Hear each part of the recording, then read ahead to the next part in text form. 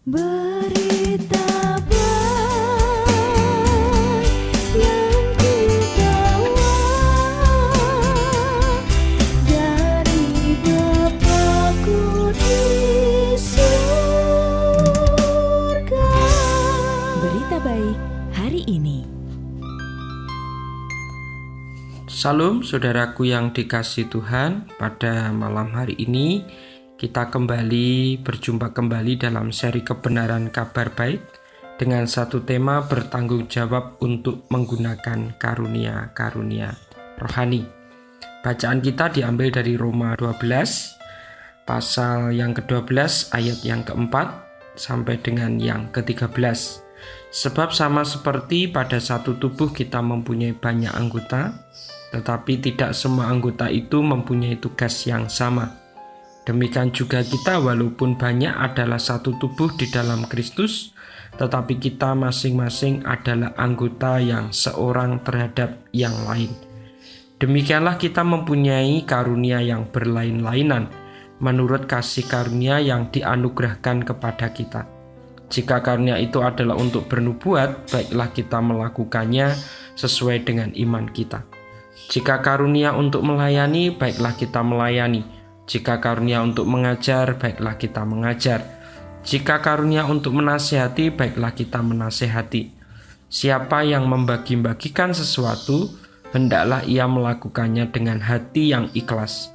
Siapa yang memberi pimpinan, hendaklah ia melakukannya dengan rajin. Siapa yang menunjukkan kemurahan, hendaklah ia melakukannya dengan sukacita.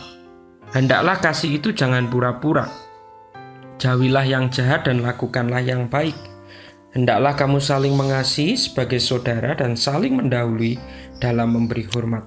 Janganlah hendaknya kerajinanmu kendor, biarlah rohmu menyala-nyala dan layanilah Tuhan.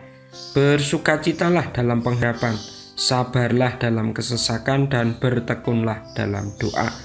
Bantulah dalam kekurangan orang-orang kudus dan usahakanlah dirimu untuk selalu memberikan tumpangan. Saudaraku yang dikasihi Tuhan, pada saat seseorang dilahirkan secara fisik, ia tentu memiliki kemampuan-kemampuan yang alamiah. Hal ini sama dengan yang dialami oleh seseorang ketika dilahirkan kembali secara rohani. Ia diberi kemampuan-kemampuan rohani. Jadi setiap orang Kristen minimal memiliki sebuah karunia rohani. Lalu yang menjadi pertanyaannya malam hari ini, apakah pengertian dari karunia rohani? Karunia rohani adalah kemampuan khusus yang diberikan kepada orang-orang yang percaya oleh Roh Kudus untuk memuliakan Kristus dan membangun gerejanya. Karunia-karunia rohani tidak diperoleh karena pekerjaan yang baik, punya talenta, atau kemampuan-kemampuan alamiah. Karunia rohani merupakan pemberian dari Tuhan. Oleh sebab itu tidak mungkin seseorang mendapatkannya melalui kerja keras, memperoleh karena layak atau mempelajarinya dari buku-buku. Karunia-karunia rohani bukanlah buah roh yang disebutkan dalam Galatia 5 ayat 22 sampai dengan 23. Karunia-karunia rohani adalah kemampuan-kemampuan khusus.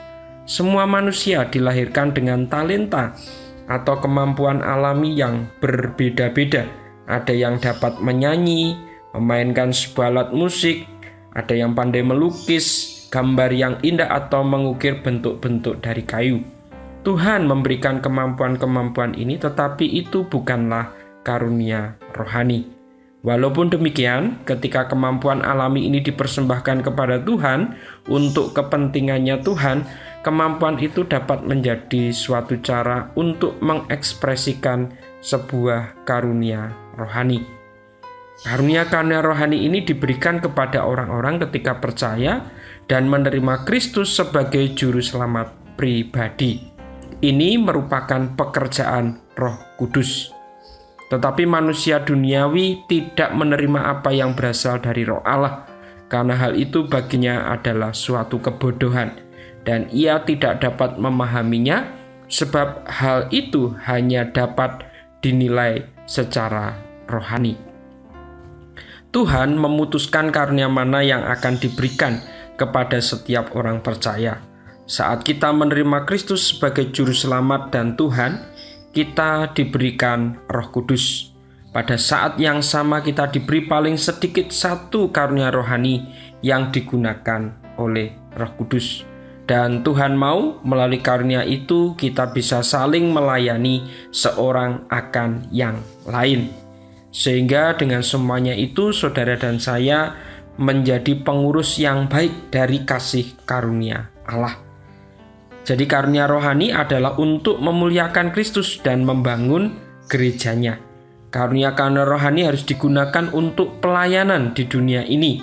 Karunia-karunia tersebut diberikan untuk memuliakan Kristus dan menolong gereja untuk bertumbuh.